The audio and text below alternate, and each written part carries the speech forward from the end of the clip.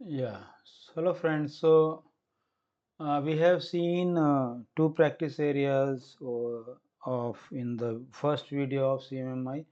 One more practice area called decision analysis resolution DAR in the second video, which I uploaded just now.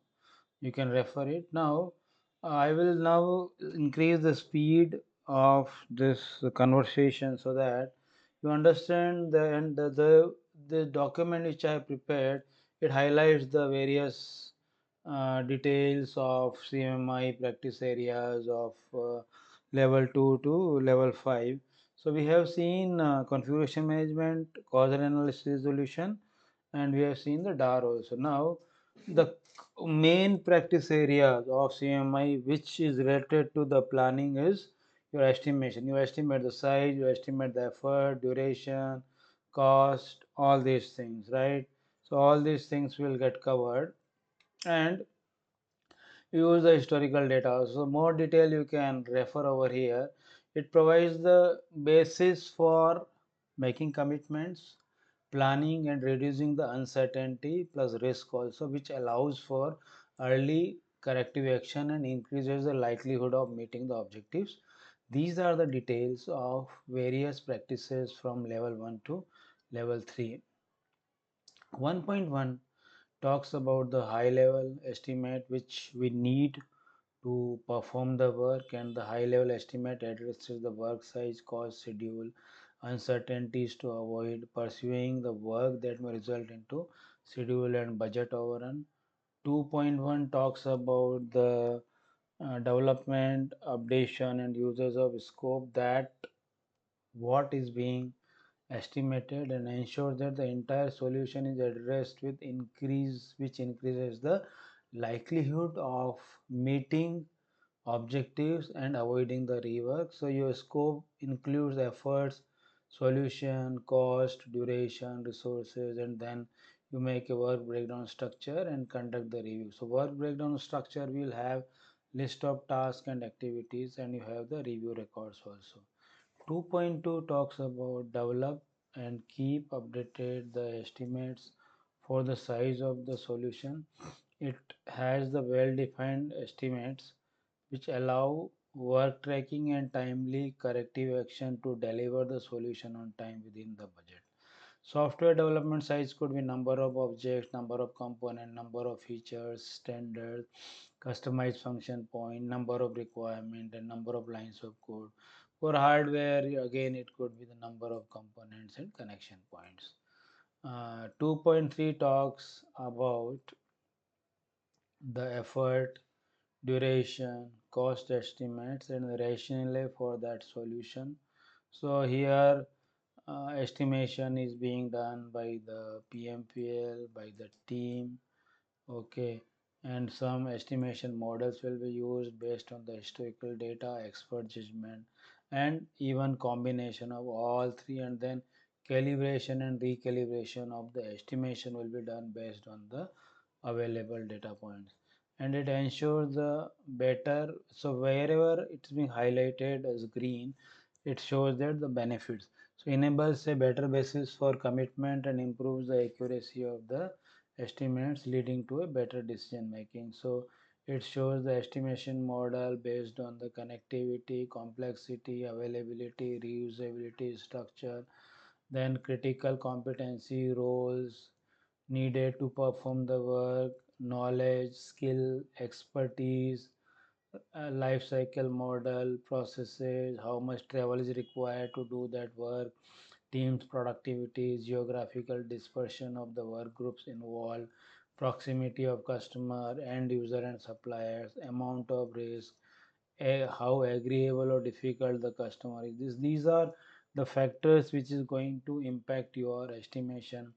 Direct labor rates and overhead, penalties for warranty work, regulatory requirements or environmental level of security required for task, work product, hardware, software, personal and work environment. You get the estimation as an output which include your effort, duration and the cost, and rationale for that estimation, right? All these things are being covered. Now here we talk about 3.1. So develop and keep updated the estimation.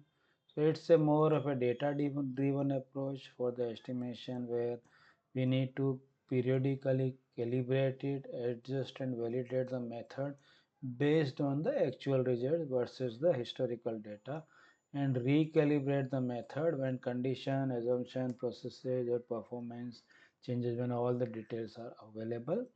That will help in maximizing the consistency and efficiency for developing accurate estimates and increases the likelihood of meeting the objectives. So output of this particular practice will be estimation methods. 3.2 talks about use the organizational measurement repository and process assets for estimating the work. So it increases the likelihood, precision, accuracy, consistency, enabling the better decision making and a higher likelihood of meeting the objective. So we will develop a database which will have the information of the similar work which is being conducted in the past, their estimation, what was the type of work, tailoring performed based on the domain, technology, geographical information, customer location, size, effort, duration, personal experience, response time, capacity, performance, quality. So all these will be in stored in the form of a database. So you can see here I have shown the symbol of a database where the updated organizational process assets will be stored in terms of template, best practices, approved method, with the guidelines, organizational measurement repository, historical estimation data, contextual information, rationale for the estimation based on the team skill, and all these things will be stored. So this is about all about the estimation practice area, and output of this will go to the planning, which we'll see maybe after some of the this lesson, some of the videos. Next is, so I am going by the method, I am going by the sequence, same as the CMI model. Next is governance. Governance provides the guidance to the management for their role in the sponsorship and governance of the process activity. It minimizes the cost of process implementation, increases the likelihood of meeting the objectives, and ensure that the implemented process support and contribute to the success of the business. These are the practices from level 1 to level up to level 4. It is being covered in this model. Now, what senior management does, they set the strategy, direction, expectation, and all these things. They ensure that processes are aligned with the business objective and needs. They will reinforce and reward the development and use of the processes and ensure their improvement and sustainment. They will monitor the performance and achievement of processes. And these are the details of various practices. Gov 1.1, where senior management identifies the importance of doing that work. It decides the importance of improvement, sets the approach, communicate the results, identification of the importance and approach for the improvement, record of review, and communication would be the output. 2.1 talks about senior management will define, keep updates, and communicate the organizational directives. Directive means in which direction we want to go as an process improvement journey, where you want to go, what you want to achieve. So yeah, all these things will be covered for the process implementation and improvement based on the organizational needs and the objectives. So it increases the likelihood of meeting the organizational needs objective because work is performed in accordance with senior management expectations and priorities. So this will help us in creating a document having organizational strategies, mission and vision document, statement, mission, vision, all these definitions are being made. So mission talks about what we want to achieve, what organization does, what they want to do, why we are existing. Vision is a high level statement what organizations want to achieve strategically in the coming year. Then it talks about the strategy also, decision uh, made to achieve the long term objectives, and the guiding principle from the directives of the organization and management, how what we want to do, how we want to grow our business through the process improvement and ensure that required processes are being implemented. Then the senior management, what they do, as we have seen, defines the directives, communicate, ensure that process remain aligned with the organizational strategy, whatever our vision is, whatever our policies are aligned with that. Directives will record what is the importance of senior management and clearly specifies which part of organization affected by and held accountable for the compliance of which group, whether project team, delivery team, enabling function, are responsible to ensure the compliance, and they are made accountable to ensure that process compliance are being met. So here as an output we get the organizational improvement directives. 2.2 talks about that. So I will now increase my speed. I'll just scan through. 2.2, resources are provided, sufficient resource will management has to provide. So people, funding, tools, equipment, facilities, environment, consumable, everything has to be provided by the management. Time to time they will conduct review, they will ensure records of allocations are being maintained. 2.3 talks about the information needs of the organization and how they are going to use the collected information, and those information are being shared, decisions are being shared across the organization, what is the process effectiveness, what is the organization capability, and all these things are being discussed. Are the current processes are effective, what is the organizational performance, is the business objectives are being met, all these details. Then time to time reviews are being conducted by the senior management that where we are with respect to our process improvement journey. If there are some issues to be addressed, there also management is going to help us. And then the deployment of processes, implementation, improvement, all these, what report format we are going to use.